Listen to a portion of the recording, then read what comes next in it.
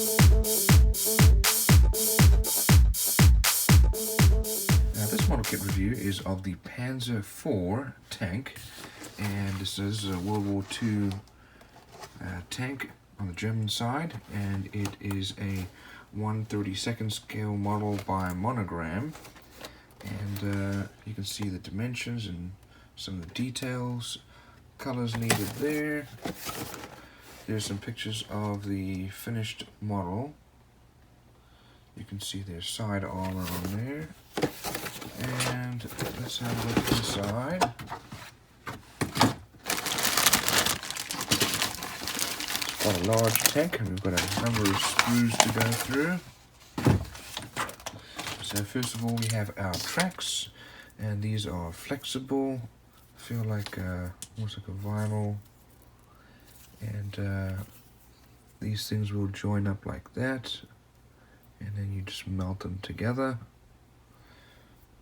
But these are nice, pretty well molded. It does look, however, though, like we've got a fair amount of flashing, as you can see there, which is a little disappointing because that's going to be a lot of work to clean up. It's all squeezed out.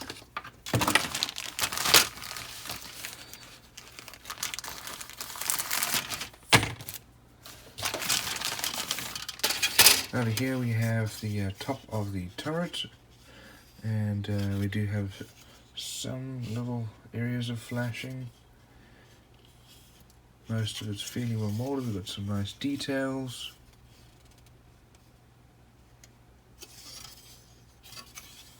Over here we have the sides, so this is the, looks like that's printed on tape. So this is our armor on the sides, and that will come off, and we'll need to get sanded off there. Here we have our gas cans for the side, nicely molded, but again, a little sloppy. These are older molds, I imagine, from Monogram that have been reused.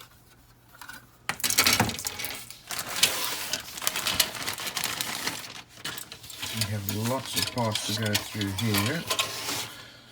So start off with the main body, the base of the tank here. We have some details here on the side, showing the drive as well, the axle here. And this mold was made in 1970, so it definitely is older. We've got our sheet metal here. Then over here we have, these are our wheels, and looks like probably some extra tracks. We have some parts that go alongside the body, usually rails. And then this must be the back of the tank. Yeah, I'm not sure what those are. Over here we have our driver and probably commander. As you can see here, we do have flashing. We have our main gear wheels, and this is probably the back of the tank actually, and suspension parts for the wheels. But again, flashing pretty much everywhere.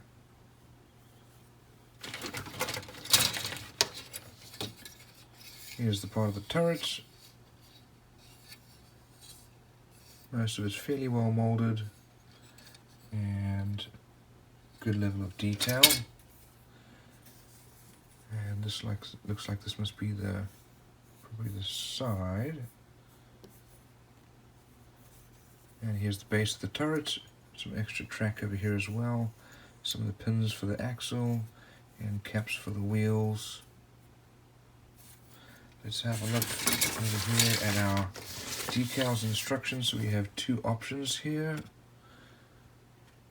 So for the same number, same battle number, these are some weathered marking. That's kind of a nice option there, like they've been scratched. I prefer to do it with some rust. And let's have a look at our instructions over here. So here are the details for the tank. And there are the colors needed.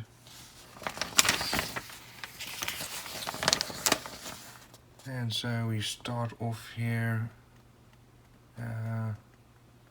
with our wheels and suspension parts. Start mounting those onto the body.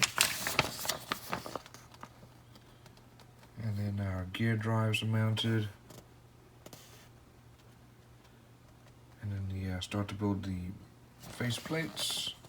Here's the back of the tank going on with the rear wheel.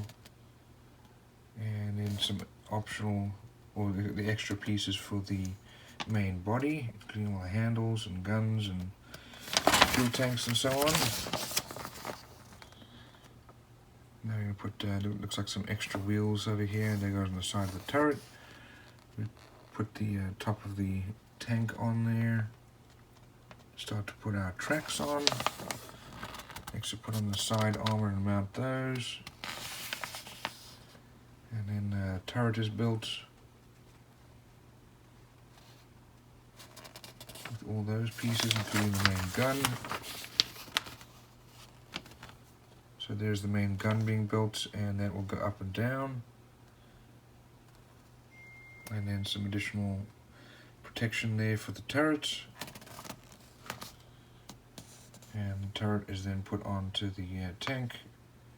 And we then paint our figures. So here is the painting and decal guide, and looks like there are two different versions there. Actually, a few different options there that you can do. All in all, it's an older model kit, even though it's a new one, but it's older mold, and the details are okay.